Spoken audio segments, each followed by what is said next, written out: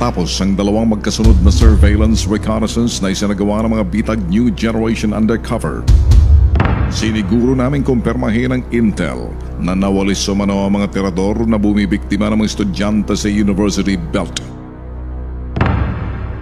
Base sa isinagawang field intel ng bitag mula sa aming asset, nawalis na raw o di naman kaya kasalukuyang nasa loob na ng kulungan ng mga tirador. Kaya naman walang patid ang pag-iikot ng bitag sa mga magkakasunod na araw. Maituturing 4 na sektor ang University Belt. Mula sa UST Espanya patungong Moraita, Moraita patungong Recto, Recto patungong Mendiola, at Mendiola patungong Legarda. Iisa ang impormasyong aming nakakalap. Nagpapalamig ang mga tirador ng street crime sa nasabing lugar, tulad ng mga snatcher at iba pang uring street modus na pangunahing target, mga estudyante. Ito'y dahil kalat ng mga pulis at karamihan sa mga estudyante nasa bakasyon sa probinsya, maliban sa mga nagsa-summer class. Sa videong ito, nakaposte ang mga pulis sa tapat mismo ng UST Espanya. Sa asset namin na vendor sa lugar, nagpapalimig lang daw ang mga tirador dahil sa pananatili ng mga pulis ng Manila Police District. Malakas ang pangamoy ng mga pulis sa lugar at lumapit sa aming undercover. Si PO1, pinagmalaking nalinis na nila ang lugar. Pero yung mga madalas na pagkukura dito, wala na silang ubusan na kung na natin sa harapan ng University of the East, naispata namin ang mga pulis na nakamotor nagsasagawa ng patrolya. Samantala, sa may bahagi ng Mendiola, ang mga universidad at kolehiyo na nakapaligid, protektado ng police outpost. Sa kasalukuyang sitwasyon sa U-Belt, nakikiramdam lang ang mga tirador sa lugar. Binabasa rin ang kilos ng mga otoridad sa paligid. Alam mo yung mga kriminal, may mga instinct din yan. Kapara kami mga pulis yan, yung tingin lang, alam na namin yung mga taong may illegal. Ganyan din yung mga yan. Marunong suminghot na kung mayroong pulis sa paligid, hindi gagawa yung mga yan.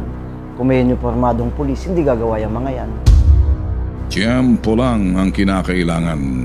Ang natutulog na pagnanasa ng mga tirador na tumira kapag may oportunidad. Kahit na may pulis sa lugar, titira ang mga ito. Yung magnanakaw, laging may intent to gain yan. Ang iniisip niyan, yung makakuha ng gamit, pakinabangan nila, ibenta. At lagi silang nag-aabang ng oportunidad talaga eh. Anytime, at any given time, nag-i-strike sila. Sa likod ng pambibiktima ng mga tirador ng street crimes sa U-Belt, ang mga insidente ng pang-hold up at snatching na itinutumba, natatagpo ang patay sa mga estero at eskinita. May malalim na istorya. Kanya-kanya yan sila rota. Yung mga baguhan na mga dayo, dito yan nakarota sa Simla, Espanya, Moraita hanggang U-Belt. Yung nandun naman sa Recto, mga hindi naman dayo yun, hanggang nakakarating yan sila minsan ng Divisoria. Ayon kay Lolita at maging ilang empleyado sa nasabing lugar, ang tirador na malakas ang loob na nambibiktima ng mga estudyante, dayo lamang o di kaya napadaan lang at naghahanap ng mabibiktima. Yung mga dayo, pag nahuhuli, pinapatay nila. Yung sa may Recto, may pinatay silang isang dayo kasi nahuli nila na ng hold up. Sa mundo ng mga sindikato, may sarili silang mga balwarte. May kanya-kanya silang teritoryong hawak. Kalimitan, alaga sila ng mga tiwaling operatiba sa nasabing lugar. Yung mga talagang malalakas ng loob nagkakaroon ng ng kinakailangan nilang maghanap ng parang sort of protection. There are some